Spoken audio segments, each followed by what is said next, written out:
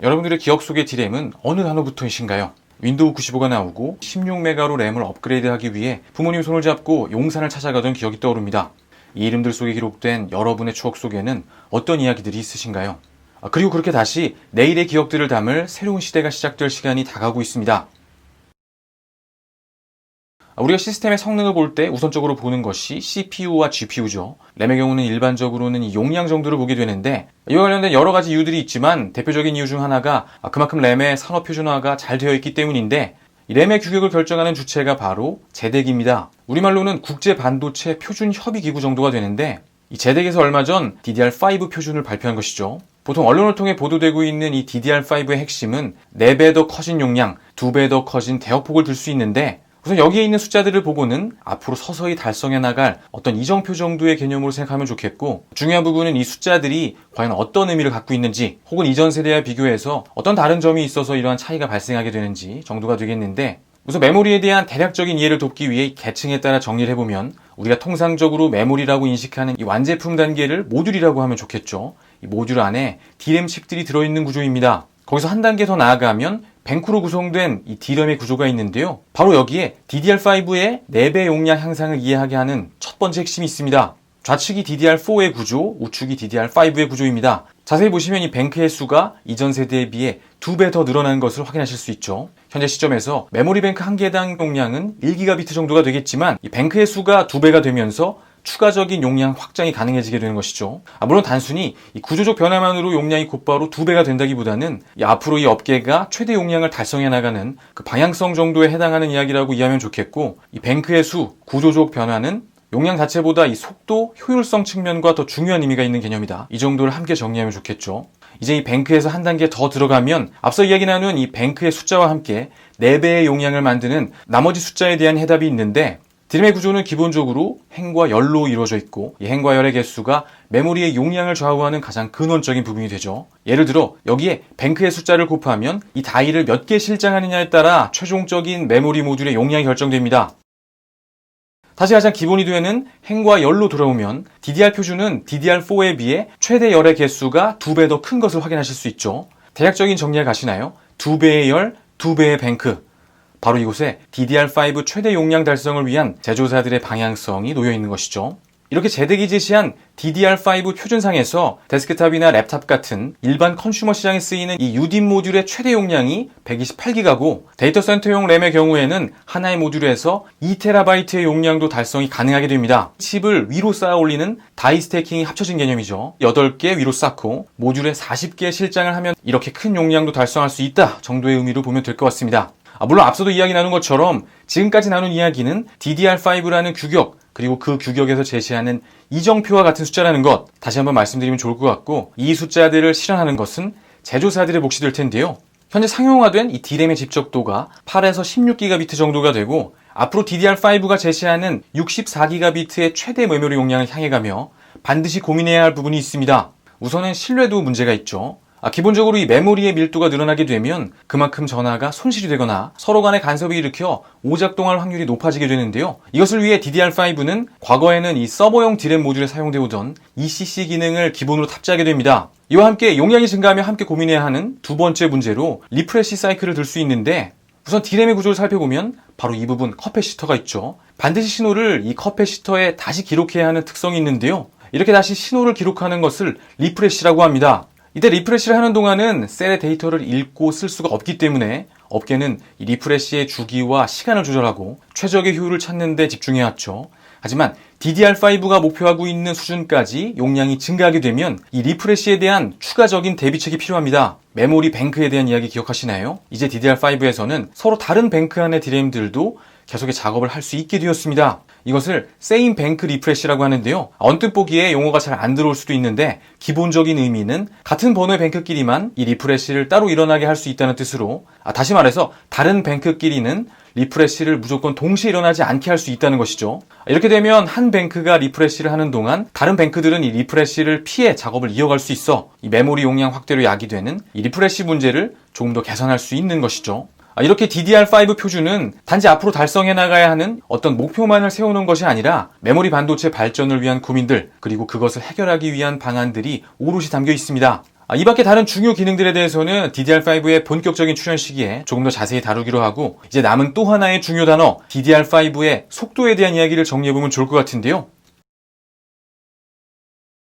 그간 PC를 비롯한 IT 기기들의 성능 향상의 방향 가장 핵심적인 부분 중 하나가 CPU와 램 간의 대역폭 차이를 줄이는 것이었죠.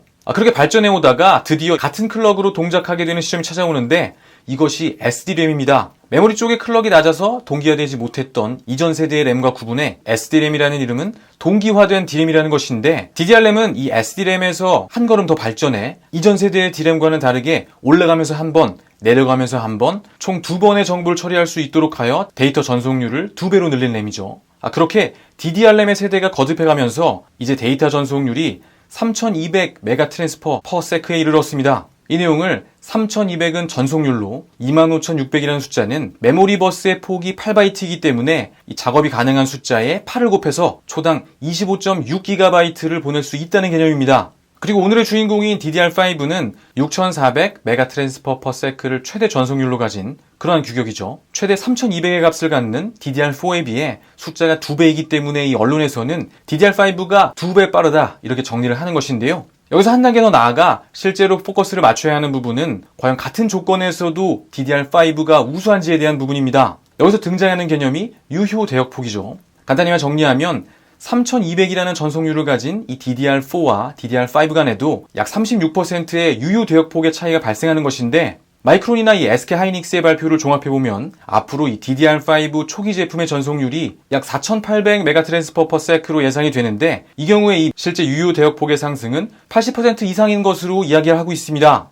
바로 다음과 같은 이 DDR5의 발전들 때문인데요. 이 내용들 매우 중요한 내용이지만 이것을 하나씩 설명하기보다는 DDR5가 단순히 2배 정도 속도가 빨라지는 정도의 그런 내용이 아니라는 점을 확인하는 근거 정도로 이해하면 좋을 것 같고, 이쯤에서 의문이 드는 분들 계실 거라 생각합니다. 이 정도의 이야기라면 그냥 DDR3에서 DDR4로 넘어온 시간들처럼 CPU 진영 발전에 발을 맞춰 램도 같이 발전하는 정도의 이야기거니 이렇게 생각하시는 분들 계시죠.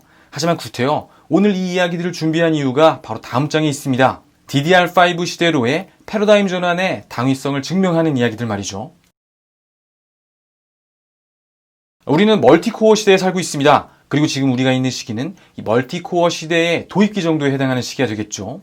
코어 수를 점차 늘려나가는 이 AMD의 위협, 조금 늦었지만 코어 개수로 늘려나가고 있는 인텔의 대응, 여기에 멀티코어에서 미래 비전을 확인하고 있는 이 ARM 진영의 가세까지 이제 CPU 진영에서도 더욱 본격적인 코어 개수 싸움이 시작될 것이라고 생각합니다. 이 서버 시장의 경우 이미 AMD의 2세대 에픽 프로세서는 64개의 코어를 지니고 있고, ARM 진영의 이 암페어 알트라의 경우 무려 80개의 코어를 지니고 있죠. 이러한 트렌드 흐름 속에서 멀티코어 시대를 위해 반드시 필요한 것들이 있는데, 이 중 핵심이 바로 오늘 주제인 이 메모리 대역폭입니다. 기본적으로 이렇게 코어 개수가 늘어나면 그만큼 개별 코어에서 확보할 수 있는 메모리 대역폭 역시 함께 감소하게 되는데, 현재의 대역폭으로는 감당하기 어려운 순간이 그리 머지않은 시기에 찾아오게 됩니다. 이 지점에서 DDR5의 높은 전송률과 유효 대역폭이 보다 큰 의미를 갖게 되는데, 앞으로 DDR5가 달성해 나갈 이 고대역폭은 본격적인 멀티코어 시대를 대비하는 메모리 업계의 미래 비전으로 정리하면 좋겠죠. 또한 이 데이터 센터 시장과 관련해 중요한 부분이 바로 DDR5가 가진 이 작동 전압에 대한 부분인데, 언뜻 보기에는 0.1V밖에 안 되기 때문에 매우 작은 수치처럼 생각되지만 퍼센트로 나타내면 7%가 됩니다. 물론 그렇다고 전체 전력 소모량이 7%나 줄어든다는 그런 개념은 아니지만, 수천 수만 개의 D램칩이 꽂혀 24시간 풀 가동되는 이 데이터 센터의 경우 단 0.1%의 전력을 줄이는 것만으로도 그것이 경쟁력이고, 그것을 위해 이 솔루션 기업들은 수천억 대의 투자를 하고 있는 것이죠. 조만간 IT 시장 수요의 절반을 차지하게 될 이 데이터 센터 시장을 위해서 DDR5는 반드시 필요한 필수 단어가 됩니다.